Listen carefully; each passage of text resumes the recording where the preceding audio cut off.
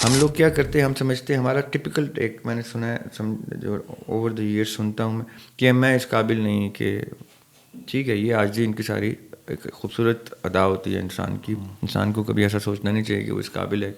ہم تو اس قابل بھی نہیں تھے کہ ہمیں 2 آنکھیں ملتی. یہ رب جانتا ہے بہتر کہ کون کیا ڈیزرو کرتا ہے، کس کو کتنا دینا ہے، اور اس کس کی کون سی ادا اس کو اس نعمت کے قابل ٹھہراتی ہے. یہ پروگیٹو ہی اللہ تعالیٰ کا ہے.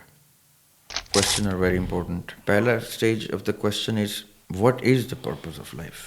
یعنی purpose of life یہ نہیں کہ purpose کیا ہے، purpose of life کہتے کس کو ہیں. بعد میں یہ بات آئے گی کہ میرا پرپس کیا ہے، آپ کا پرپس کیا ہے. پہلے تو یہ سمجھا پرپس آف لائف کوئی ٹرم جو ہے اس کا مطلب کیا ہے. پرپس آف لائف کا پہلا مطلب ہی یہ ہے کہ ہم اس چیز کو تسلیم کریں کہ اللہ تعالیٰ نے دنیا کی کوئی چیز بھی بے مقصد پیدا نہیں کی. بندے ہیں، بندہ مطلب اسیر، غلام، بندگی میں ہے. میں نے آپ سے ایک دفعہ کہا تھا کہ اصولاً مجھے کسی دن اپنے ہاتھ اور گلوں میں نا پاؤں میں بیڑیاں ڈال کے آپ کے سامنے بیٹھ جانا چاہیے. آپ کہیں یہ کیا کیا ہوا ہے آپ نے، تو میں اور مجھے کہنا چاہیے اس دن کہ آج میں لوگوں کو بندہ ہونے کا پریکٹیکل مطلب دکھا رہا ہوں. بندے کا مطلب ہوتا ہے بندگی میں آنے والا. جیسے ہی وہ خلیفۃ الارض بن گیا ہے تو انٹارکٹیکا میں بھی اگر کوئی بغیر میسج کے مر گیا تو وہ خلیفۃ الارض خود بذات خود حشر میں اپنے آپ کو ایسے پیش کرے گا، میں ہوں ذمہ دار ہر اس شخص کی لا علمی کی موت کا جو میرے شعور آنے کے بعد مرا، میرے جانے کے بعد بھی مرتے رہے. ان سب کا ذمہ دار میں ہوں، کیونکہ مجھے شعور آ گیا تھا، مجھے میسج آ گیا تھا، حق عیاں ہو گیا تھا میرے اوپر. اب اس کو نظام کی پدرانہ شفقت دینا میرا کام تھا تاکہ کوئی یتیم نہ رہ جائے. بسم اللہ الرحمن الرحیم. میں یاسر جنجوعہ اور آپ دیکھ رہے ہیں یاسر جنجوعہ پوڈ کاسٹ کا ایک اور ایپیسوڈ. آج جمعہ کا دن ہے.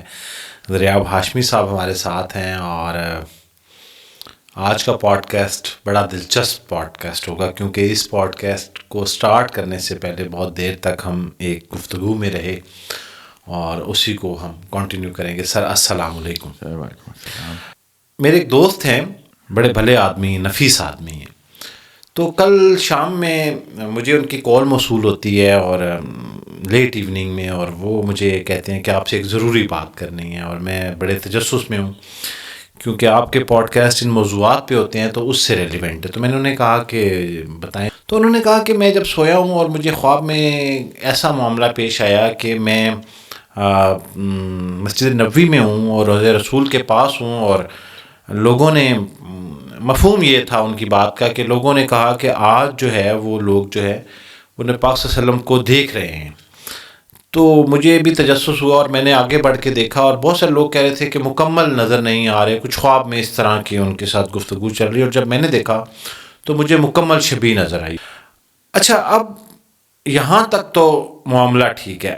اب وہ یہ کہنے لگے کہ مجھے حیرت یہ ہے کہ یہ بڑے اعزاز کی بات ہے. وہ کہیں ان کی گفتگو میں تجسس بھی تھا اور خوشی بھی تھی، لیکن وہ یہ کہنے لگے کہ مجھے حیرت اس بات کی ہے کہ میرے جیسا ایک نارمل سا آدمی جو بہت زیادہ عبادت گزار بھی نہیں ہے، آرڈنری سا مسلمان ہے، جہاں پہ بہت ساری کوتاہیاں بھی ہو جاتی ہیں، غفلت بھی ہو جاتی ہے، باوجود اس کے میرا اس طرح کے خواب کے لیے انتخاب ہو جانا، مجھے اس پہ یقین نہیں آ رہا. تو کیا یہ میرا وہم ہے یا ایسا حقیقت میں ہو سکتا ہے؟ تو مجھے ایک حدیث شریف کا مفہوم میں نے انہیں سنایا، اور جو کہ بڑی کامن ہے کہ نبی پاک صلی اللہ علیہ وسلم اگر خواب میں آئیں تو اس شکل میں شیطان نہیں آ سکتا. یہ ایسی حدیث کا مفہوم ہے. تو میں نے کہا میں اس سے زیادہ تو نہیں جانتا کیونکہ میں کوئی ریلیجیس اسکالر تو نہیں. بہرحال انہوں نے آپ کا بھی ذکر کیا اور انہوں نے کہا میں نے ان کے بہت سارے پوڈ کاسٹ دیکھ رکھے ہیں، تو آپ برائے کرم میرا جو ہے یہ مقدمہ ان کے سامنے رکھیں اور پوچھیں کہ ایسا خواب آنا کیا یہ حقیقت ہو سکتا ہے ایک آرڈنری مسلمان کے لیے؟ اس پہ ان کا فوکس تھا. اور اگر اس کی تعبیر معلوم ہو سکے میری ذات کے حوالے سے تو وہ کیا ہو سکتی ہے؟ اچھا، تعبیر کا تو میں کوئی چانس نہیں لوں گا صحیح. تعبیر کے بتانے کے پبلکلی پرٹیکولرلی بتانے کے تو میں خلاف ہوں ایٹ لیسٹ. ٹھیک ہے. لیکن میں جو جتنا سمجھ سکتا ہوں اس بارے میں وہ آپ کو بتا دیتا ہوں تاکہ شاید اگر ان کو اس سے کوئی ہیلپ ہوتی ہو. پہلی بات کہ آقا علیہ الصلوٰۃ والسلام کو یا کسی بڑی ہستی بزرگ ہستی کو خواب میں دیکھ لینا ویری مچ پاسبل. اس کے لیے کسی کا آرڈنری مسلمان ہونا یا ایکسٹراڈنری مسلمان ہونا یا ایون مسلمان ہونا بھی ہمارے کاغذوں میں ہم جیسے جتنا جانتے ہیں وہ ضروری نہیں ہے. آقا علیہ الصلوٰۃ والسلام کی خواب میں ان کا دیدار ہو جانا بڑے ہی شرف کی بات ہے، فضل کی بات ہے. لیکن جیسے میں نے آف کیمرہ بھی آپ سے کہا تھا کہ دیکھیں جب آقا علیہ الصلوٰۃ والسلام دنیا میں موجود تھے تو ان کو کفار بھی دیکھتے تھے، اور ایسے کفار جو دیکھنے کے باوجود کافر ہی رہتے تھے، کافر ہی مرتے تھے. ایسے بھی فیملی ممبرس تھے جو کبھی ساری عمر یعنی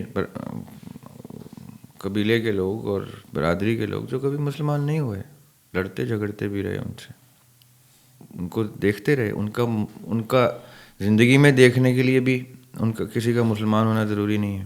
صحیح.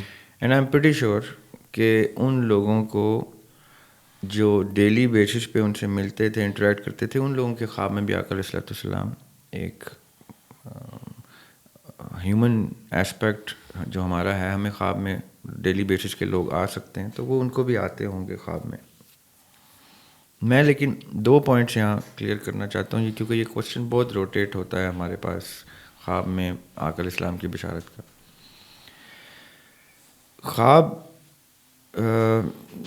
بہت سی ٹائپس کے ہوتے ہیں، لیکن اس میں سے ایک پرٹیکولر ٹائپ ہوتی ہے جس میں خواب میں کوئی اشارہ ہوتا ہے کہ میں آپ کے خواب میں آیا اور میں نے آپ کو کوئی انڈیکیشن دے دی، آپ میرے خواب میں آئے، آپ نے مجھے کوئی اشارہ دے دیا، کوئی میسج کنوے کر دیا، یا ہمارا کوئی ڈسیزڈ ہمارے خواب میں آتا ہے اور ہمیں کسی چیز کی انڈیکیشن دے دیتا ہے.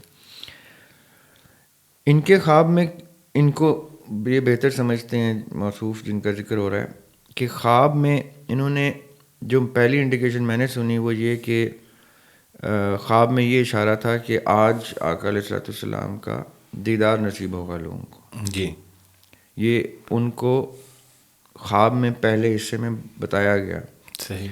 جب کہ وہ بقول آپ کے مکہ مدینہ کا وزٹ کر چکے ہیں پہلے بھی. ہاں جی، بلکہ ابھی پاسٹ ریسنٹ میں بھی 6 منتھ پہلے بھی شاید اتنے ٹائم پہلے بھی وہ گئے ہیں، وہ ہو کے آئے ہیں. اب دیکھیں لوگ یہاں جب پاکستان یا باقی دیگر ممالک سے مکہ مدینہ جاتے ہیں تو وہ اس حسرت کے ساتھ نہیں جاتے کہ مکہ میں جا کے کوئی خدا کا کوئی جلوہ نصیب ہو جائے گا یا آقا علیہ السلام کے روضہ مبارک پہ جا کے ان کا کوئی دیدار نصیب ہو جائے گا. لوگ کسی نہ کسی کنیکشن کی طلب میں جاتے ہیں کہ ہم ایک تو حاضری ہو جائے ہماری ان کے سامنے، ہم وہ مناسک پورے کر لیں جو ہوتے ہیں، اور ہمارا کوئی کنیکشن بن جائے، ہمیں کوئی ایسی فیلنگ آ جائے کہ ہمیں انہوں نے ایکسیپٹ کر لیا ہے، پسند کیا ہے، ہمارا آنا ان کو قبول ہو گیا. اب دیکھیں وہ آپ نے کہا 6 مہینے پہلے وہ گئے، انہوں نے ایسا کوئی ذکر نہیں کیا آپ سے کہ ان کو کوئی ایسا کوئی دیدار ہوا ہو یا کچھ، لیکن وہ گئے ادھر، انہوں نے وہاں جانے کی صحیح کی، اور جس سے ایک طلب ریکگنائز ہوئی. میں کسی کے پاس جاتا ہوں، کسی کے گھر جاتا ہوں، دوست کے گھر بھی، مہمان کے کسی کے پاس، تو میرا فرسٹ انٹینٹ کیا ہوتی ہے؟ اس شخص سے ملنا. بالکل. چاہے میں فزیکلی ملوں، اسپریچولی ملوں، درود بھیج رہا ہوں بھیجنے کے لیے ملوں، نماز کے لیے، وہ جو طلب ہوتی ہے وہ اتنی سچی تھی کہ وہ وہاں پہنچ گئے ان کے گھر میں. صحیح. اب اس سے زیادہ سچی اس میں کتنا خلوص ہے کہ ان کو دیدار بھی نصیب ہو جائے، تو وہ کتنی سٹیجز میں جا کے کون سی سن میں جا کے ہوگا یہ تو رب بہتر جانتا ہے کہ ان کو وہ دیدار، ان کو تو 6 مہینے میں ہو گیا. بڑی بات ہے، بڑی خوش نصیبی کی بات ہے کہ میں گھر گیا، ملاقات نہیں ہوئی، لیکن 6 مہینے کے بعد میرے گھر میں ملاقات ہو گئی. بالکل. یہ تو سب سے پہلے تو ان کو اس بات پہ ہی بڑا چونک جانا چاہیے. ہم لوگ کیا کرتے ہیں, ہم سمجھتے ہیں ہمارا ٹپیکل ایک میں نے سنا ہے جو اوور دا ایئر سنتا ہوں میں کہ میں اس قابل نہیں کہ ٹھیک ہے. یہ عاجزی ان کی ساری ایک خوبصورت ادا ہوتی ہے انسان کی. انسان کو کبھی ایسا سوچنا نہیں چاہیے کہ وہ اس قابل ہے. ہم تو اس قابل بھی نہیں تھے کہ ہمیں 2 آنکھیں ملتی. ہاں جی بالکل. ہم اس قابل بھی نہیں تھے کہ ہمیں عقل و شعور ملتا. یہ تو ہم نے پریکٹیکلی جی کے دکھایا کہ ہم سے زیادہ ان نعمتوں کے حقدار ان نعمتوں کے بغیر زندگی گزار کے چلے گئے ہمارے سامنے.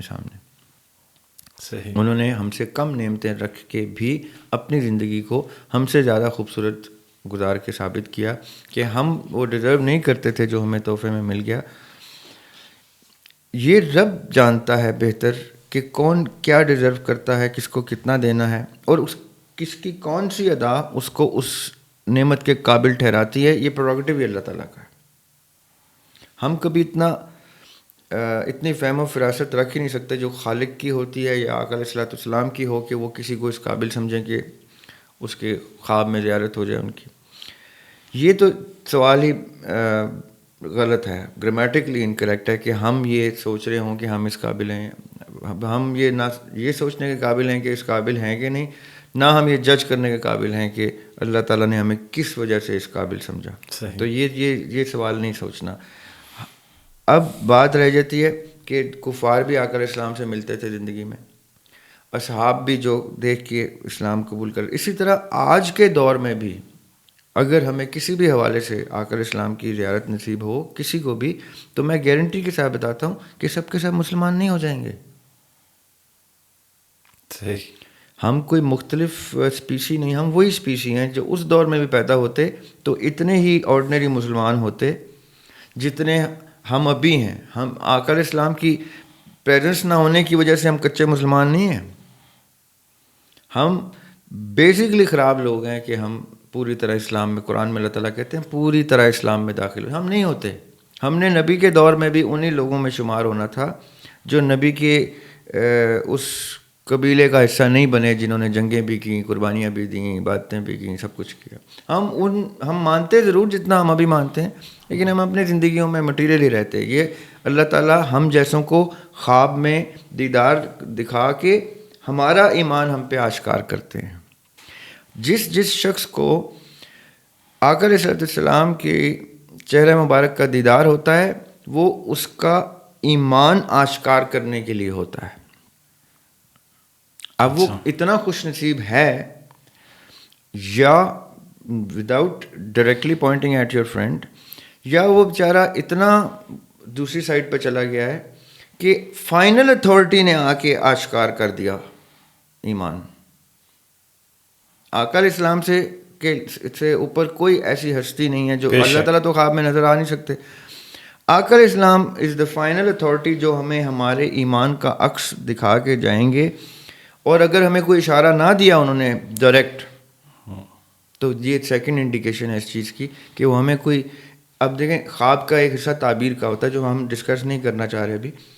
خواب میں آ جانا ایک ایسپیکٹ ہے, اس کی تعبیر کیا ہے یہ دوسرا بڑا خطرناک ایسپیکٹ ہے. کئی لوگوں کو خواب میں بشارت ہوگی یا دیدار ہوگا تو تنبیہ کرنے کے لیے ہوگا, کئی لوگوں کو یہ بتانے کے لیے کہ آپ تو دائرہ اسلام سے خارج ہیں, کئی لوگوں کو یعنی دور ہو رہے ہیں, یا کئی لوگوں کو یہ ہوگا کہ آپ بہت معتبر ہو گئے ہیں, بہت عزیز ہو گئے ہیں. جیسے میں نے پہلے کہا تھا کہ جب جناح رحمۃ اللہ علیہ کا انتقال بلکہ قتل ہوا تو علامہ شبیر احمد عثمانی کے خواب میں آقا علیہ السلام کا چہرہ مبارک کا دیدار ہوا. انہوں نے کہا تعبیر کی گنجائش نہیں چھوڑی, کیونکہ ڈائریکٹ انڈیکیشن جس لیول پہ ایمان کی سطح ہوتی ہے اس لیول کی کلیئرٹی کا یہ آپ کو جواب کی صورت میں. جی. مجھے اگر خواب میں کبھی یہ شرف نصیب ہوا تو مجھے پتہ ہے کہ مجھے شرمندگی ہوگی کہ مجھے اپنا ایمان جو ہے وہ کمزور ہی نظر آئے گا. علامہ کو خواب میں کیا آ رہا ہے کہ جناح کے قتل پہ کہ میرا مجاہد آ رہا ہے, اس کا جنازہ تم نے پڑھنا ہے. یہ آرڈر آیا ہے, انڈیکیشن اشارہ نہیں, یہ ڈائریکٹ حکم آیا. حکم ایسے ہی شخص کو آ سکتا ہے جو حکم کی تعمیل کرتا ہو. میرے جیسا جو دین کے رستے پہ پوری طرح نہیں اترتا اس کو حکم نہیں آئے گا، کیونکہ اس حکم کا عدولی کر دی میں نے اگر، تو میں تو گیا کام سے، ادھر بھی ادھر بھی. اس لیے میرے جیسے کو حکم ہی نہیں آتا. حکم اس کو دیا جاتا ہے جس کے اوپر اعتماد ہو، اعتبار ہو کہ حکم کی تعمیل ہوگی. آپ کے دوست کو اگر تو کوئی ڈائریکٹ اشارہ آیا ہے یا کوئی انڈیکیشن آئی ہے تو وہ اس انڈیکیشن کو سیریس لیں، کیونکہ اس سے اوپر کوئی سیریسنس کی انتہا نہیں ہے. دوسرا یہ کہ اپنے ایمان کو کٹہرے میں کھڑا کر کے کہ مجھے اگر کوئی ایسے انڈیکیشن آ گئی ہے، کوئی میسج آیا ہے، تو اس کے بعد کوئی میسج اور اس سے بڑا کوئی میسج نہیں ہو سکتا. Now it's time I look into this سنت اینڈ سیرت آف دا پروفیٹ صلی اللہ علیہ وسلم کہ کیا میں کتنے کوسوں دور ہوں اس پریکٹس سے جس نے بنایا اس سے. اچھا، ایک اور چیز بڑی اہم ہے، کیا اس طرح کا خواب آنے پہ اس کو اپنے دوستوں میں یا پبلک میں بتا دینا مناسب ہے، یا آپ کو کیا لگتا ہے کہ اس کو اپنی حد تک محدود کر لینا چاہیے، باوجود اس کے کہ میں نے اس کو ایک خواب کو پبلک کر دیا ہے؟ اور آپ نے اجازت لے کے؟ جی، میں نے اجازت لے کے، کیونکہ میں نے ان سے پوچھا تھا کہ کیونکہ بہت سارے لوگوں کے ساتھ یہ معاملہ پیش آتا ہے، تو میں نے ان سے کہا کہ میں اس کو باقاعدہ ریکارڈنگ پہ ڈسکس کروں گا، تو انہوں نے اس پہ کوئی اعتراض نہیں کیا. اور یہ پبلش ہونے سے پہلے بھی ویسے میں ان سے ایک دفعہ پوچھوں گا کہ میں نے یہ ریکارڈ کیا ہوا ہے اور ان کی اجازت سے ہی یہ پبلش ہو رہا ہوگا یقیناً انشاءاللہ. تو کیا ایسے خواب دیکھنے کے بعد، خاص طور پہ نبی پاک صلی اللہ علیہ وسلم کی زیارت کے خواب کو، تو یہ خواب پبلکلی یا دوستوں میں ڈسکس کرنا چاہیے؟ اس میں کوئی ممانعت نہیں ہے؟ جیسے بھائی میں تو آپ کو پتہ ہے کسی بھی خواب کے ڈسکس کرنے کے خلاف ہوں، کسی بھی خواب کی، کیونکہ خواب آپ کی پرسنل کمیونیکیشن ہوتی ہے اپنے ساتھ. قرآن پاک میں اللہ تعالیٰ کہتے ہیں جب انسان سوتا ہے تو میں اس کی روح قبض کر لیتا ہوں. صحیح. یہی میری ہی روح ایک اور ڈائمنشن میں انٹر ہوتی ہے اور میرے اس سب کانشیس مائنڈ میں سرٹن میسیجز اکراس کرتی ہے کہ اب یہ جاگے گا. تو کیونکہ ہوش سنبھالتے ہی، آنکھیں کھلتے ہی ہم اپنی روح کے انٹلیکٹ کو ڈمینش کر دیتے ہیں اور اپنے برین کے انٹلیکٹ کو سامنے لے آتے ہیں. صحیح. تو یہی وہ ٹائم ہوتا ہے سونے کا جس ٹائم ہماری روح ہمارے اس کانشیس اسٹیٹ آف مائنڈ کے لیے کچھ چیزیں چھوڑ جاتی ہے کہ یہ صبح اٹھے گا تو یہ اس کو پھرولے گا تو اس کو میسج مل جائے گا، کیونکہ دن میں اتنا بزی کر دیتا ہے اپنے آپ کو کہ میری طرف توجہ ہی نہیں دیتا، انورڈ دیکھتا ہی نہیں ہے، یہ صرف جو نظر آ رہا تو اس طرف دیکھتا ہے. تو ہمارا خواب ایک پرسنل ڈائری ہوتی ہے ہماری، وہ اتنی پرسنلی ہوتی ہے کہ ماں باپ بھی دیکھیں تو ہم کہتے ہیں، بہن بھائی بھی دیکھیں تو ہم کہتے ہیں نہیں دیکھنی، تو اس بھی دیکھیں. ہاں یہ ضرور ہے کہ انسان کا ایک کوئی ایسا دوست ہونا چاہیے مخلص جو بے لوث اس کو مشورہ دے، کیونکہ مشاورت میں برکت ہے. لیکن خواب کو بہت زیادہ ڈسکس نہیں کرتے، انتظار کرتے ہیں کہ کب، اگر مجھے میرا کوئی خواب، یہ میرا میسیج ہے لوگوں کو، اگر میرا کوئی خواب مجھے آج سمجھ میں نہیں آیا جو کل آیا ہے یا آج سے کچھ سال پہلے بھی آیا ہے ابھی تک سمجھ نہیں آیا، تو میں نے اپنے آپ سے ہی اپنے ہی اندر اس کی کھوج لگانی ہے. تو میں ہی اپنے آپ کو خواب میں جواب دے دوں گا، اس کا سیکنڈ ایپیسوڈ چلا دوں گا، اس کا سیکول چلا کے دکھا دوں گا، سمپلیفائی کرنے کے لیے کہ مجھے میری ہی بات سمجھ میں نہیں آ رہی تو اور ہلکی زبان میں سمجھانے یا اور کلیئر اشاروں میں سمجھا دوں گا. سو خواب تو پہلی بات نہیں بتانا. دوسرا یہ خواب جو اتنی بڑی بڑی ہستیوں کی بشارت ہو جائے، آقا علیہ الصلوۃ والسلام کی یا کسی بزرگ ہستی کی، تو ویسے ہی ڈر جانا چاہیے کہ یہ مجھے بتانا ہے کہ نہیں بتانا، انلیس کہ آپ کو خواب میں ہی حکم آ گیا ہے کہ بتاؤ اور یہ کرو اور وہ کرو، پھر آپ کو کسی دوست، قریبی، مخلص اور باشعور دوست سے ڈسکس کر کے اس کو اس لیول پہ لے کے جانا چاہیے جس لیول پہ اس خواب میں انڈیکیشن آئی ہے. اچھا ریاض بھائی، ایک بڑی امپورٹنٹ چیز، کوئی شخص یہ کیسے آئیڈینٹیفائی کرے؟ آپ دیکھیں ایک خواب جو ہے وہ نفسیاتی عارضے کی وجہ سے، ایک ڈس آرڈر آدمی کو، کسی کو یا کسی شخص کو، اور اس کو مسلسل اسی طرح کے خواب آتے ہیں، اور ایک شخص ہے جس کو جو خواب آ رہے ہیں وہ ایک نارمل آدمی ہے، اس کی جو نفسیاتی صحت ہے، ذہنی صحت ہے وہ ٹھیک ہے. کوئی شخص خود سے کیسے آئیڈینٹیفائی کر لیتا ہوگا کہ مجھے جو خواب آ رہے ہیں یہ نفسیاتی عارضہ ہے یا پھر میرے جو خواب ہیں وہ نیچرل ہیں؟ یاسر بھائی خود سے نہیں کر سکتے. بیمار خود سے نہیں بتا سکتا اس کو کیا بیماری ہے. بیمار ڈاکٹر بھی ہے نا, اگر بیمار ہو جاتا ہے تو اس کو ایک سیکنڈ اوپینین لینی پڑتی ہے, کیونکہ وہ تو ان دا اسٹیٹ آف بیماری ہے, پرٹیکولرلی نفسیاتی بیماری. فزیکل بیماری تو سمجھ آ جاتی ہے ڈاکٹر کو کہ جی مجھے بخار ہو گیا, نزلہ ہو گیا, نمونیا ٹیسٹ کراؤں گا, پتہ چل جائے گا ٹائیفائڈ ہے, نمونیا کیا ہے, رائٹ. سائیکولوجیکل ڈس آرڈرز میں ڈاکٹر بھی اگر سائیکائٹرسٹ کے ساتھ بیماری, سائیکالوجسٹ بیمار ہو جاتے ہیں یاسر بھائی, ان کو سائیکولوجیکل ڈس آرڈرز اسٹیبلش ہوتے ہیں. ان کی سرٹن سنڈرومز ڈیزیزز ہیں جو سائیکالوجی نے بھی رجسٹر کی ہوئی ہیں کہ ایک سائیکالوجسٹ کن کن نفسیاتی بیماریوں کا میں پڑھ سکتا ہے, اس کو کون کون سی بیماریاں لاحق ہو سکتی. اگر کسی شخص کو کسی قسم کی ایسی نفسیاتی معاملات, چاہے بیماری ہو نہ ہو, اس کو پہلا کام ہی یہ کرنا چاہیے کہ وہ کسی سے, اس کو کسی ریلائبل سورس سے, کسی ریلائبل دوست سے اس کو کنسلٹ کرے. اسی وقت پڑھا لکھا سمجھدار دوست بتا دیتا ہے. میرے اپنے ڈاکٹر دوست ہیں کچھ, جن کو, میں ڈاکٹر نہیں ہوں, میں نے ان کو بتایا تھا کہ تم فلاں ڈس آرڈر کا شکار ہو, اور اگر تمہیں شک ہے تو تم اپنے مطلب کے سائیکالوجسٹ کے پاس جا کے ویریفائی کر لو. اور واقعی ہی ہوا, اس کو دوائیاں بھی پرسکرائب ہوئیں. لیکن اب بیمار ہی نہ مانے کہ میں بیمار ہوں, بیمار کہے کہ یہ میری کیا کہتے ہیں, یہ تو باعث فخر. جی او بھائی, باعث فخر ہوگا تمہارے لیے, ڈاکٹر کے پاس جاؤ, تمہیں بتا دے گا یہ باعث فخر ہے یا باعث علاج ہے. اچھا, اب نہ چاہتے ہوئے بھی ہمارا موضوع تو آگے کچھ اور تھا, یہ بات خواب کی طرف چل پڑی ہے. تھوڑا سا نا زوم کرتے ہیں ڈسکشن کو, اور وہ یہ ہے کہ میں اکثر یہ سوچتا ہوں کہ کوئی شخص جس بھی مذہب سے تعلق رکھتا ہوگا, ٹھیک ہے, اس کو جو اسپرچول ڈریم ہے وہ اپنے مذہب کے مطابق آتے ہیں. مطلب زیادہ تر لوگوں کو, ہم میجورٹی کی بات کر رہے ہیں.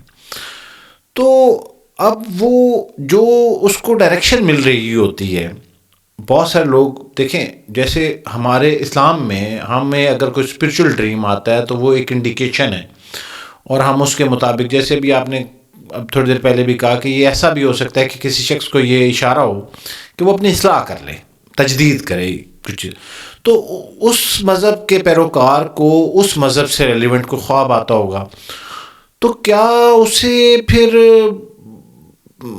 وہ فالو کرنا چاہیے ایز اٹ از, کیونکہ ہو سکتا ہے وہ تو پریکٹس ٹھیک نہ ہو. پتہ نہیں میرا کوشچن آپ سمجھ سکیں یا نہیں. جی جو مجھے سمجھ میں آیا, سوری,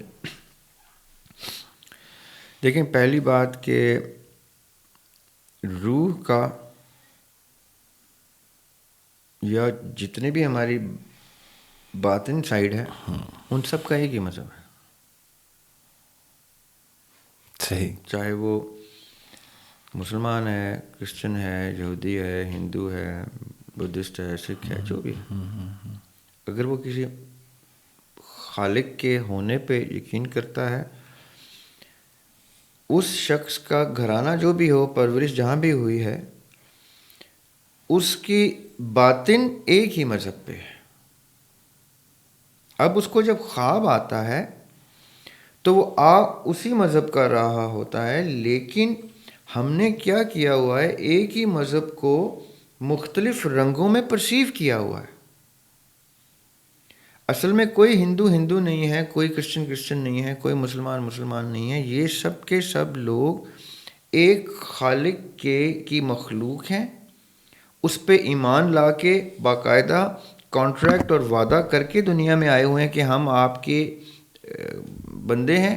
بندہ مطلب اسیر, غلام, بندگی میں ہے. میں نے آپ سے ایک دفعہ کہا تھا کہ اصولاً مجھے کسی دن اپنے ہاتھ اور گلوں میں نا, پاؤں میں بیڑیاں ڈال کے آپ کے سامنے بیٹھ جانا چاہیے. آپ کہیں یہ کیا کیا ہوا ہے آپ نے, میں اور مجھے کہنا چاہیے اس دن کہ آج میں لوگوں کو بندہ ہونے کا پریکٹیکل مطلب دکھا رہا ہوں. بندے کا مطلب ہوتا ہے بندگی میں آنے والا. عبد اللہ کا مطلب ہے اللہ کا غلام, وہ زنجیریں ڈالنے والا جو اپنی ہر خواہش پہ میرے حکم کی زنجیر ڈال دیتا ہے. جہاں پھر وہ زنجیر کھینچے گی میں ادھر ہی جاؤں گا. ریلیجن ایک زنجیر ہے. اگر آپ نے وہ زنجیر اپنے اوپر ڈال لی تو اس کا مطلب کیا ہوا کہ اب آپ کی خواہشات تابع ہو گئیں اس کی جس کی اسیری میں آپ آ گئے. اب کوئی شخص خواب دیکھتا ہے تو اس کو پرسیپشن اپنے رنگ کی زنجیر کی نظر آتی ہے. مسلمان ہے تو اس کو اپنے رنگ کی زنجیر نظر آئے گی, ہندو ہے تو اپنے رنگ, کیونکہ خواب جو آیا اس نے شعور میں ٹرانسلیشن کا فیز دیکھا ہے. میں صبح جاگ کے اس کو انالائز کر رہا ہوں. اب جب میں جاگا ہوں تو 15 سال کی عمر میں جتنا میرا مشاہدہ ہے میں اس کو اس طرز میں دیکھوں گا جاگ کے, اور 50 سال کی عمر میں میرا جو مشاہدہ ہے میں اس کو اس کے اعتبار سے جج کر رہا ہوں گا. صحیح. اب 15 سال کی عمر میں جانے کے اس مذہب سے تعلق رکھتا تھا, یہ تو مجھے اس شعور کی عمر میں آگے پتہ چلتا ہے کہ میں تو غلط رستے پہ تھا, میرا تو رستہ یہ ہے. آج میں دریاب ہاشمی آج جس شعور کی سطح پہ ہے 10 سال کی عمر میں تو اس شعور, یا 15-20 سال کی عمر میں تو اس شعور پہ نہیں تھا. میں تو اپنے اس وقت کو دور جاہلیت کہوں گا کہ میں کلمہ گو ہو کے بھی نمازیں پڑھتے ہوئے بھی رب کو ریکگنائز نہیں کرتا تھا. میں اس کو ایک ڈیوٹی سمجھ کے چلتا تھا. یہ تو مجھے پتہ چلا ڈیوٹی تو تب تک ہوتی ہے جب تک آپ کی عادت بنانا مقصد ہوتا ہے. جب آپ کی عادت بن جاتی ہے تب آپ کو آپ کا شعور کہتا ہے یہ تو کیا کر رہا ہے, یہ کس کی غلامی کر رہا ہے, سوال پوچھتا ہے. پھر شعور یہ ثابت کرتا ہے کہ یہ جو غلامی ہے, یہ جو کسی کی اسیری ہے, یہ محبت کی انتہا ہے کہ جب کسی سے محبت میں آپ اپنی چاہت کو اس کی چاہت کا غلام کر دیتے ہیں. اچھا ریاض بھائی, ایک شخص, اگر ابھی آپ کی بات سنتے ہوئے مجھے خیال آیا کہ ایک ایسے شخص کے ساتھ کیا معاملہ ہوگا کہ جو دنیا کے کسی ایسے حصے میں موجود ہے کہ پیغام اس تک پہنچا ہی نہیں, ٹھیک ہے, تو دور دراز کسی قبیلے میں, کسی بہت ایسے علاقے میں کہ اس تک پیغام, مذہب کا ہی پیغام نہیں پہنچا, ٹھیک ہے. دوسرا اس کے ساتھ کنیکٹ کر لیجئے گا کہ اگر اس تک پیغام نہیں پہنچا تو اس کی ذمہ داری کس پہ ہوئی تھی, مطلب کون ذمہ دار ہوگا؟ وہ خود ذمہ دار ہوگا کہ اس نے تلاش نہیں کیا, یا وہ ذمہ دار ہوگا جس کے پاس میسج تھا اور وہ اس تک پہنچ نہیں سکا؟ آصف بھائی, آپ نے وہ سوال کیا ہے کہ اس کے جواب میں نا آپ کی آڈینس کا ایک مخصوص حصہ بڑے خطرناک کامنٹس ضرور پوسٹ کرے گا. اچھا, اس کے جواب کے بعد. صحیح. اور اس کے جواب میں آپ کے پچھلے ایک سوال کو اٹیچ کروں گا جس میں آپ نے کہا تھا کہ اگر کوئی شخص اس طرح کے خواب یا معاملات دیکھتا ہے تو وہ کیا کرے. یہ جو یتیمی ہے نا یاسر بھائی, ٹھیک ہے, میں اس کو یتیمی کا نام دیتا ہوں, ٹھیک, کہ پاکستان, ہندوستان, بنگلہ دیش, جو ہمیں اردو میں سمجھ سکتے ہیں, جہاں جہاں پائے جاتے ہیں, ہم سب یتیم ہیں. ہم اتنے بیچارے یتیم ہیں کہ ہم یتیم ہونے کو تسلیم بھی نہیں کرتے. کئی دفعہ ہوتا ہے بچے اپنے, ان کو نیوز دینا کہ باپ فوت ہو گیا تو وہ کہتے ہیں میں نہیں مان سکتا, کیونکہ بہت چھوٹے ہوتے ہیں, کہتے ہیں نہیں میرا باپ نہیں مر سکتا, اللہ میاں میرے ساتھ ایسا نہیں کر سکتے. ہم بچے کو کیا کہتے ہیں کہ بچہ ہے اس کو بولنے دو, وہ جو بول رہا ہے اس کو ڈانٹنا نہیں اس بات پہ, اللہ تعالیٰ جانتا ہے وہ معصومیت میں کہہ رہا ہے. ایسا ہی ہے نا. صحیح. ہم ابھی تک وہ معصوم بچے ہیں, اور اسی معصوم بچے سفید داڑھیوں کے ساتھ بزرگی میں مر جائیں گے اور تسلیم نہیں کریں گے کہ ہم یتیم ہیں. اللہ تعالیٰ کا میسج ایک شخص کو دنیا کے کسی خطے میں آ گیا ہے اگر, تو وہ خلیفۃ الارض بن گیا ہے. صحیح. جیسے ہی وہ خلیفۃ الارض بن گیا ہے تو انٹارکٹیکا میں بھی اگر کوئی بغیر میسج کے مر گیا تو وہ خلیفۃ الارض خود بذات خود حشر میں اپنے آپ کو ایسے پیش کرے گا. میں ہوں ذمہ دار ہر اس شخص کی لا علمی کی موت کا جو میرے شعور آنے کے بعد مرا، میرے جانے کے بعد بھی مرتے رہے. ان سب کا ذمہ دار میں ہوں، کیونکہ مجھے شعور آ گیا تھا، مجھے میسج آ گیا تھا، حق عیاں ہو گیا تھا میرے اوپر. اب اس کو نظام کی پدرانہ شفقت دینا میرا کام تھا تاکہ کوئی یتیم نہ رہ جائے. نظام وہ پدر ہوتا ہے، وہ باپ ہوتا ہے جس نے رعایا کے چوری کا بھی ذمہ داری اپنے اوپر لینی ہوتی ہے. یہ جو میرا ڈیموکریسی کے ساتھ ڈائریکٹ تحریک ہے نا ڈیموکریسی ختم کرنے کی، میرا جہاد ہی ڈیموکریسی کے خلاف ہے. صحیح. وہ کیوں ہے؟ قرآن ڈیموکریسی کو باقاعدہ طور پہ ڈیناؤنس کرتا ہے. اب یہ بات کہیں سے کہیں جا رہی ہے، میں آپ کے سوال پہ آنا چاہ رہا ہوں. اس وقت اگر ونیزویلا میں یا پیرو میں کوئی شخص مر گیا ہے نا نان مسلم، تو یاسر بھائی میں پھنس گیا ہوں، دریاب ہاشمی پھنس گیا، اور کوئی میں کسی کا نام نہیں لے رہا، کیونکہ مجھے پتہ چل گیا ہے کہ میں پھنس گیا ہوں. جس پہ حق عیاں ہو جاتا ہے وہ ذمہ داری لیتا ہے. میرے والد صاحب کا ایک شعر ہے، دیکھوں گا کس طرح سے کسی کو عذاب میں، دیکھوں گا کس طرح سے کسی کو عذاب میں، سب کے گناہ ڈال دے میرے حساب میں. اگر ادیم ہاشمی کی یہ بات پوری ہو گئی، اگر ادیم ہاشمی کی یہ دعا قبول ہو گئی تو ہم سب کی چھٹی ہے، ہم جنت میں ہیں. یہ میں آپ کو گارنٹی کے ساتھ بتا رہا ہوں. اللہ تعالیٰ کا انصاف بڑا سیدھا ہے. اللہ تعالیٰ نے اگر دعا قبول کر لی تو ادیم ہاشمی ان سب سختیوں کو لے کے ذمہ دار کھڑے ہوں گے، اور ہم منہ دیکھتے رہ جائیں گے کہ ایک شخص کو شعور آ گیا تھا تو اس نے کیسے جانے سے پہلے اپنا میسج اکراس کر دیا. اس وقت جو شخص بھی بے عقیدہ جا رہا ہے، دریاب ہاشمی اس کا ذمہ دار ہے. پبلکلی میں آپ کو بتا رہا ہوں. کیوں؟ کیونکہ دریاب ہاشمی پہ واجب تھا کہ یہ شعور آنے کے بعد دریاب ہاشمی تحریک چلاتا اور اس نظام کو لے کے آتا جو نظام یہ کہتا ہے کہ چوری کی ہے، ہاتھ کاٹنے لگے ہو، کیوں چوری کی ہے؟ حضرت عمر رضی اللہ تعالیٰ عنہ کی بات کر رہا ہوں. ان کے سامنے ایک چور کو لایا گیا ہاتھ کاٹنے کے لیے.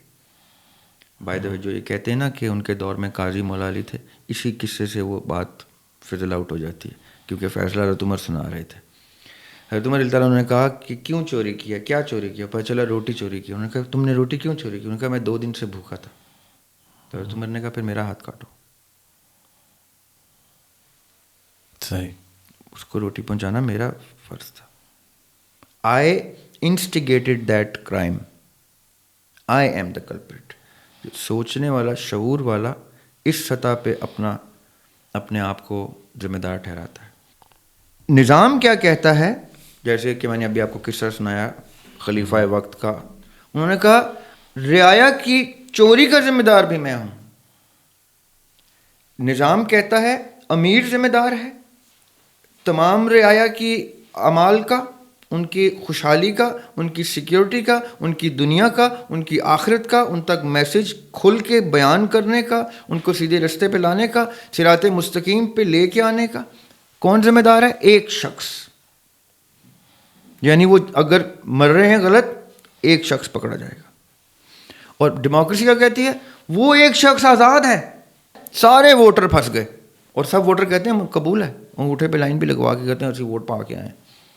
تسی ووٹ نہیں پا کے آئے، تسی اپنی اگ پکھا کے آئے ہو. اب اس میں جب پکنا تو یاد کرنا کہ نظام کی اتنی خوبصورت چیز تھی. یہ وہ یتیمی ہے جس کی میں بات کر رہا ہوں کہ کسی کو خواب آیا، اس کو یہ نہیں پتا کہ میں نے خواب کا کیا کرنا ہے. نظام ہو تو باشعور لوگ ان سے آپ پوچھیں گے جا کے. آقا علیہ الصلوۃ والسلام فجر کی نماز پڑھاتے تھے، اس کے بعد مسجد میں بیٹھ جاتے تھے اور کہتے تھے اپنے خواب سناؤ، میں تمہیں اس کی تعبیر دیتا ہوں. کون سا اس وقت کسی قسم کی بڑی پوسٹ کے آدمی کا نام ذہن میں لے آئیں، وہ اپنے بچے کے خواب کا جواب نہیں دے سکتا. ان سے 2 آیتیں کہہ دینا پڑھ دیں تو ان سے 2 آیتیں نہیں پڑھی جاتی. اچھا دریاب بھائی، شعور کی کیا ڈیفینیشن ہے؟ شعور کہتے کسے ہیں؟ دیکھیں ایک ہوتی ہے انفارمیشن، اطلاع، کہ آپ کو مطلع کیا جاتا ہے. اب آپ کو جب اطلاع پہنچ گئی تو آپ کے پاس کیا چیز آئی؟ انفارمیشن. ٹھیک ہے. ایک چیز ہوتی ہے نالج، علم، کہ مجھے اب معلوم ہو گیا ہے، اب میرے پاس سٹور ہو گئی ہے یہ چیز کہ یہ کیسے اس کے رموز عیاں ہو گئے ہیں. علم آپ کو انفارمیشن سے اوپر کی ڈگری کی چیز. انفارمیشن تو کوئی بھی ہو سکتی ہے، علم ٹھیک ہے. اپنے اندر وہ سیٹ آف انفارمیشنز کیری کرتا ہے جو کسی چیز کی سے متعارف کرانے کے لیے، تعارف کرانے کے لیے، اس کا عرفان دلانے کے لیے کافی ہوتا ہے. وہ علم ہوتا ہے. علم سے اوپر کوئی چیز نہیں ہوتی. سب سے اوپر معیار علم کا ہوتا ہے جو آپ کو کسی بھی سطح پہ معتبر ٹھہراتا ہے. اگر علم سے اوپر کوئی چیز ہے جو ایگزسٹ کرتی ہے تو وہ ہے حکمت. مثال کے طور پہ کہ دو شخص برسر پیکار ہوئے، ایک شخص قتل ہو گیا. اب با علم شخص اس قاتل کو سزا دینے لگا.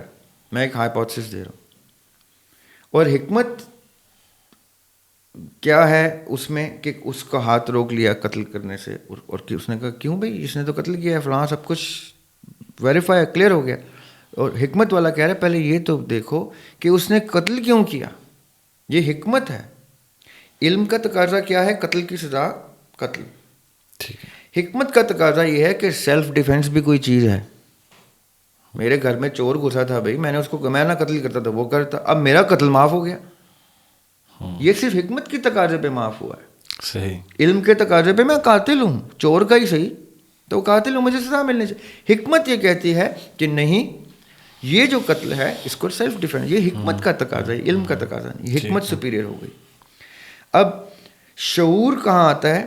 شعور وہ لینز ہوتی ہے، وہ سپریم کورٹ کا چیف جسٹس ہوتا ہے جو ہمارے اندر پایا جاتا ہے، جو حکمت کو علم سے سپیریئر رکھ کے انفارمیشن، نالج اور وزڈم کو آئیڈینٹیفائی کراتا ہے کہ حکمت کہاں ہے اور علم کی چھانٹی کیسے کرنی ہے. علم کی، حالانکہ ہم نے ایک دور ڈسکس کیا تھا کہ علم اتنی خوبصورت چیز ہے کہ طالب علم اپنے آپ کو جب اس قابل کرتا ہے کہ علم اس کو اپنا مسکن بنا لے تو وہ اس کے پاس آ جاتا ہے. جب علم اپنی سطح کو بلند کرتا جاتا ہے تو حکمت کی سیڑھیاں چڑھنا شروع کرتا ہے وہ مسکن. پھر علم کو برڈز آئی ویو سے دیکھنا شروع کر دیتا ہے. حکمت اتنی سپیریئر لینس ہے، اسی لیے قرآن کو قرآن حکیم کہا جاتا ہے، کیونکہ قرآن کی جو حکمت ہے، قرآن ایک علم کی کتاب ہے لیکن قرآن میں جو حکمت ہے وہ اس علم کو اللہ تعالیٰ کی لینس سے، حکمت کی لینس سے دکھاتا ہے. سب سے سپیریئر لینس حکمت ہوتی ہے. شعور وہ جگہ ہے جہاں سے آپ آئیڈینٹیفائی کرتے ہیں کہ کہاں حکمت علم کو جھاڑے گی، ڈانٹے گی، سمجھائے گی کہ ایسے نہیں، ایسے، جیسے وہ سیلف ڈیفینس کی میں نے بات کیا. جی. شعور روح کا انٹلیکٹ ہوتا ہے، دماغ کا نہیں. اللہ تعالیٰ نے روح کو امر کہا ہے اپنا. اللہ تعالیٰ کا امر کھلتا ہی اس پہ ہے جس کا شعور، یعنی شعور وہ معیار ہے جس سے پتہ چلتا ہے کسی کے اوپر روح کا علم کتنا کھل چکا ہے. تو پھر کسی کی روح کا انٹلیکٹ کم ہو سکتا ہے اور کسی کی روح کا انٹلیکٹ زیادہ ہو سکتا ہے. روح کا انٹلیکٹ سب کا جتنا ہوتا ہے. کسی کو اس کا کم ایکسس ملا ہے، کسی کو زیادہ ملا ہے. جس نے زیادہ ایکسس لے لیا ہے اس اللہ تعالیٰ کے علم کا، علم لدنی جس کو کہتے ہیں، اس کا، جس کو زیادہ ملتا ہے اس کا شعور، اس کے شعور کی لینس اتنی بڑی ہو جاتی ہے، وہ اتنا براڈر ویژن سے، حکمت کی روشنی سے علم کو جج کرتا ہے. تو پھر یہ شعوری طاقت بڑھائی جا سکتی ہے. شعور یہی تو کویسٹ ہے انسان کی. انسان کا دنیا میں آنا شعور کو اتنا بلند کرنا کہ اس کو معرفت ہو جائے اپنے خالق کی اور خالق کی اس پوری کائنات کی تخلیق کی. یہ مقصد حیات ہے. جو یہ مقصد پورا کرتا جاتا ہے وہ مولا علی کی طرح کہتا جاتا ہے فزت برب کعبہ، رب کعبہ کی قسم میں کامیاب ہو گیا. جس نے یہ سطح اچیو کر لی اور اس نے اپنے اس گواہی کو، وحدانیت کی گواہی کے لیے اپنا یہ سرمایہ وقف کر دیا، جس کو ہم شہادت کہتے ہیں. شہادت کا مطلب ہوتا ہے کہ میں اپنا کل سرمایہ قربان کرنے کو تیار ہوں اس کے خالق کی معرفت کے کلیم کو ثابت کرنے کے لیے، جس کو شہادت کہتے ہیں. جس نے پھر یہ اچیو کر لیا اس نے فوز العظیم اچیو کر لیا. قرآن میں فوز العظیم کہتے ہی سب سے بڑی کامیابی کو. چھوٹی کامیابیاں بھی ہوتی ہیں، جو شہید نہیں ہوئے، جو سرمایہ نہیں وقف کر سکے لیکن معرفت لے گئے، وہ فوز الکبیر پہ آ جاتے ہیں، فوز العظیم پہ نہیں جاتے. فوز الکبیر بہت بڑی کامیابی ہے، سب سے بڑی کامیابی. تو میرا یہ سوال کرنے کا مقصد یہ تھا کہ بہت سارے لوگ ہمارے کومنٹ سیکشن میں بھی اکثر پوچھ رہے ہوتے ہیں، اور بڑے کامن یہ کیوری ہمارے پاس آ رہی ہوتی ہے کہ میں جو ہوں وہ اپنی حیات کا مقصد کیسے تلاش کروں، پرپز آف لائف جو ہے میرا کیسے آئیڈینٹیفائی ہو. تو میں یہ جاننا چاہ رہا ہوں کہ اگر تو روح کا شعور جو ہے یا روح کا جو انٹلیکٹ ہے وہ ایکول، میرے سوالات کا مقصد یہ تھا کہ وہ اگر تو برابر ہے تو پھر جو یہ تلاش ہے اس کا سورس کیا ہے، یہ کس سے جڑا ہے؟ مطلب کوئی شخص جو ہے وہ اپنا پرپز تلاش کر لیتا ہے اور بہت سارے لوگ ساری زندگی اس پروسیس میں رہتے ہیں اور وہ تلاش نہیں کر پاتے. تو ان دونوں کی تڑپ میں فرق ہے یا ان کے شعور میں فرق ہے؟ آپ کو کیا لگتا ہے کہ تلاش کرنے والے کی جو جستجو ہے، کیا شعور اگر کم بھی ہو اور جستجو زیادہ ہو تو پرپز مل جاتا ہے، یا پھر ان دونوں کو بیلنس کرنا ضروری ہے؟ دیکھیے یہ بہت اچھا اور ضروری سوال ہے آپ کا، اور اس کے دونوں stages of the question are very important. پہلا stage of the question is what is the purpose of life. یعنی پرپز آف لائف یہ نہیں کہ پرپز کیا ہے، پرپز آف لائف کہتے کس کو ہیں. بعد میں یہ بات آئے گی کہ میرا پرپز کیا ہے، آپ کا پرپز کیا ہے. پہلے تو یہ سمجھائے پرپز آف لائف کوئی ٹرم جو ہے اس کا مطلب کیا ہے. پرپز آف لائف کا پہلا مطلب ہی یہ ہے کہ ہم اس چیز کو تسلیم کریں کہ اللہ تعالیٰ نے دنیا کی کوئی چیز بھی بے مقصد پیدا نہیں کی. ٹھیک ہے. اگر مکھی، مچھر، وائرس، بیکٹیریا ان چیزوں کا بھی مقصد ہے تو ہم تو بڑے ہی کمپلیکس بینگز ہیں جن کے دلوں میں قرآن حفظ آ جاتا ہے. تو اگر مکھی مچھر کا مقصد ہے تو ہم تو باقاعدہ مقصد کے ساتھ آئے ہیں. ٹھیک ہے. تو پہلا سٹیپ یہ ہے کہ ہم بے مقصد نہیں آئے، اس لیے جو بے مقصد مرتے جا رہے ہیں نا وہ بڑے خطرے میں ہیں. چاہے وہ حاجی نمازی پرہیزگار کیوں نہیں گئے، وہ بڑے خطرے میں گئے. صحیح. پرپز کا مطلب ہے مقصد، میری ایگزسٹنس کا مقصد، میرے رب کی ایگزسٹنس کا مقصد، میری رب کی اس پوری کریشن کا مقصد. یہ کتنے گریو کوسچنز ہیں، اس میں تو عمر لگنی چاہیے نا پوری. صحیح. عمر بھی تھوڑی ہے. لیکن پہلا سٹیپ کیا ہے؟ ٹو آئیڈینٹیفائی کہ there is a purpose behind ایوری تھنگ. کوئی چیز میننگ لیس، پرپز لیس اللہ تعالیٰ کی سرشت میں ہی نہیں ہے کہ میننگ لیس چیز کریٹ کریں. وہ اتنے سیریس بینگ ہیں کہ کوئی نان سیریس چیز ان کی سنت کے ساتھ اٹیچ ہی نہیں کی جا سکتی. ان کی سنت اور سرشت میں میننگ فل، پرپز فل کریٹیوٹی ہے. اچھا یہ تو ہو گئی پہلی سٹیج کہ پرپز، مقصد تو کوئی ہے. صحیح. اب دوسری سٹیج آتی ہے کہ میری یہ طلب شروع ہو جائے کہ مجھے یہ پتہ چل جائے کہ اس کائنات کا کیا مقصد ہے اور میرا اس کائنات میں موجودگی کا کیا مقصد ہے. ٹھیک ہے. جو شخص اس طلب میں آ گیا اس میں پھر کیٹیگریز ہیں جو آپ نے بتایا نا کہ کسی کی طلب بہت سچی ہے، طلب بہت ایسی ہے، کسی کو مل گیا، کسی کو نہیں ملا پرپس. اللہ تعالیٰ قرآن میں کہتے ہیں کہ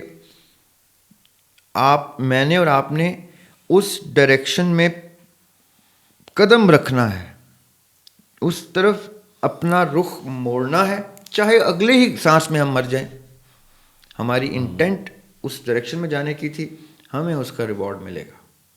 پہلی بات, good news for those who are chasing their purpose of life. The good news is that your intent, pray that you die before even getting into the quest. کہ اب میں نے نیت تو بنا لی تھی, اب میں مر جاؤں تو اچھا ہے, اللہ تعالیٰ مجھے نیت پہ اٹھا لیں, رائٹ. لیکن اگر آپ نہیں مر رہے تو اس کا مطلب اللہ تعالیٰ نے آپ کو صرف نیت پہ نہیں اٹھانا, آپ سے کوئی کام کرانا ہی کرانا ہے, اس لیے اب آپ پھنس گئے ہیں. Bad news, you're stuck, now you have to do something. اب جیسے ہی آپ اس رستے پہ آ جاتے ہیں تو اب اس رستے پہ آپ ٹوٹی پوٹی نیکیوں کے ساتھ بھی اٹھائے گئے تو آپ اس سبیل المومنین پہ اٹھائے گئے. اب دیکھیں, پچھلے دنوں ایک اور پروگرام میں قرآن پاک کی ایک آیت ڈسکس ہو رہی تھی. 2 رستے ہیں یاسر بھائی, جو مقصد حیات کو, میں نہیں کہتا کہ آپ اپنے پرپس کو اچیو کر لیں اپنے پر, میں بتاتا ہوں طریقہ, ٹرک ہے جی پرپس مل, نو. آپ نے اپنا پورا رخ چینج کرنا ہے کہ مجھے میرا پرپس ملے. پھر وہ مینیفیسٹیشن ہے, لا آف اٹریکشن ہے, وہ سنت ہے, طریقت ہے, شریعت ہے, تصوف ہے, جو بھی رستہ آپ نے لینا ہے لیں. پہلے آپ اپنے آپ کو اس رستے پہ لائیں کہ میں اس رستے پہ ہوں کہ میں نے بغیر پرپس کے نہیں مرنا. تو آپ کا انٹینٹ آپ کو اپنی پچھلی زندگی سے جو دم غافل سو دم کافر, وہ غفلت کے کفر سے نکال کے ایمان کے رستے پہ لے آئے گا. اب آپ کی ٹوٹی پوٹی نمازیں بھی آپ کی نیت کی وجہ سے ویلیوبل ہو جائیں گی. آپ کے حج, نماز, پتہ نہیں کیا کیا اس سائڈ پہ بے وقت تھے, ادھر آپ کی چھوٹی چھوٹی نیکیاں بھی بہت بلند معیار پہ چلی جائیں گی. So that is how clear it is. ایک سیٹسفیکشن لیول دے رہا ہوں میں سب کو کہ یہ لیتے ہی آپ پہلے تو سیٹسفائی ہو جائیں گے. اس کے بعد آپ کے خلوص نیت کیا ہے, آپ اس پہ کتنا ڈیووشن کے ساتھ ہیں, اور اللہ تعالیٰ کو آپ کی کون سی چیز پسند آتی ہے کہ آپ پہ یہ فضل آنا شروع ہو جائے کہ آپ کو انڈیکیشن ملے اور آپ اپنے پرپس پہ چلے جائیں. میں محمد علی جناح رحمۃ اللہ علیہ کی ایگزامپل اکثر دیتا ہوں کہ جب ان کو پتہ چلا کہ میرا تو ڈاکٹر بھی میرے قاتل نے بھیجا ہوا ہے. جناح واز اے ویری وائز مین. جناح نے اپنی بہن سے کہا یہ جو ڈاکٹر آتا ہے یہ میرے قاتل نے بھیجا ہوا ہے, اس کا آنا بند کرو. یہ جاتا ہے, اس کو انفارمیشن دیتا ہے, مجھے سلو پوائزن کرتا ہے. اب جو شخص بستر مرگ پہ ہے, جس کو صرف ڈاکٹر ہی بچا سکتا ہے, وہ اپنا ڈاکٹر کا آنا بند کر دیتا ہے. وہ کہتا ہے اس کا آنا بند کرو, یہ ان کو انفارمیشن بھی دے رہا ہے اور یہ مجھے مار بھی رہا ہے. تو بہن کہتی ہیں تو اس طرح تو آپ مر جائیں گے. تو انہوں نے کہا میں بھلے مر جاؤں, میرا مقصد نہیں مرنا چاہیے. یہ مجھے ابھی ماریں گے تو میرا مقصد میرے ساتھ مر جائے گا. میں اگر ان کو روک دوں گا, مقصد پہلے پورا ہو جائے, بھلے میں اگلے دن مر جاؤں. something, a purpose, پہلی indication, that has to be larger than life, کہ جس کے رستے میں موت ہو, وہ ہے پرپس. قرآن بھی بھرا ہوا ہے اس چیز سے. اچھا, پھر اس کی ایک اور وضاحت کرتے چلیں کہ کیا کوئی شخص جب دنیا میں آیا تھا تو پرپز پری ڈیفائنڈ تھا, اس کے ساتھ جڑا تھا, یا وہ دنیا میں آنے کے بعد بھی کوئی پرپز ڈیفائن کر سکتا ہے؟ سوری دونوں باتیں ہیں. بغیر مقصد کے میں دنیا میں نہیں آ سکتا. دریاب ہاشمی اپنے شعور کی آج کی سطح پہ بتا رہا ہے, وہ تو بہت ہی بلند سطح ہے نا, جہاں روح کا شعور تھا. ایک بیچارہ سا انسان, عاجز سا انسان, دریاب ہاشمی آپ کو کہہ رہا ہے کہ میں تو یہ تک بتا کے آیا تھا کہ میں ادیم ہاشمی کے گھر میں کون سے نمبر کا سبلنگ ہوں گا, تب جا کے میں اس پرپس کو پہنچوں گا جس پرپس سے میرے ہونے کی سگنیفیکنس عرش پہ گونجے گی. کتنا حسین خواب تھا میں کن سے پیشتر, اے زندگی وہ خواب تیرے بعد ہے کہ نہیں. ہم ایک چیز, یہ جو نصیب کا چیپٹر ہے, نصیب وہ چیز ہے جو ہم نے شاپنگ کارٹ سے لکھوائی ہے.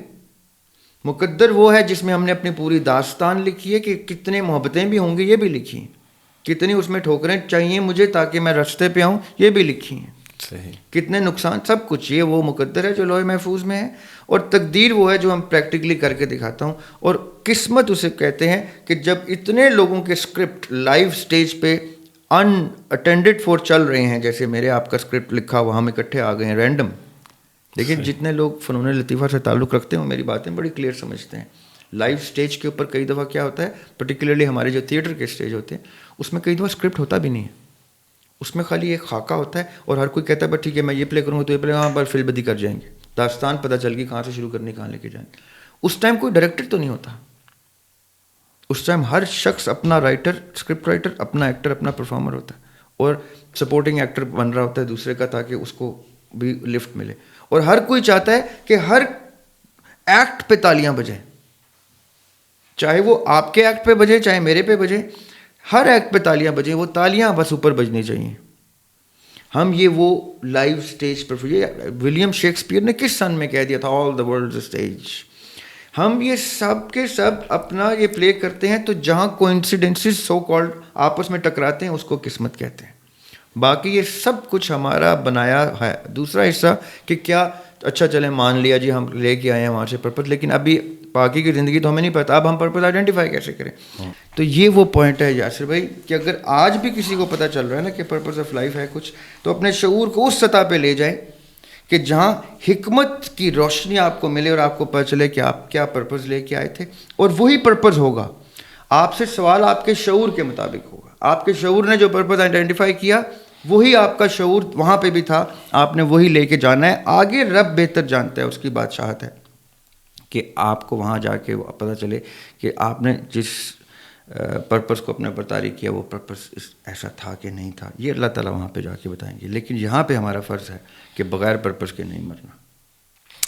زبردستی. میرے میز کے اوپر ایک آپ کے سوالات کی ایک لمبی فہرست دھری کی دھری رہ گئی.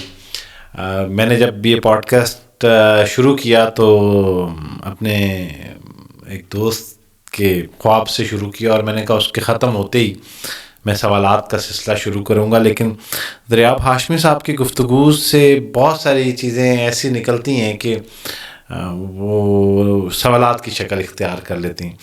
آج کا پوڈ کاسٹ یہاں پہ ہم ختم کریں گے اور یہ جو سوالات ہیں یہ انشاءاللہ نیکسٹ ایپیسوڈ میں ہم ڈسکس کریں گے. سر آپ کے وقت کا بہت بہت شکریہ. Thank you so much.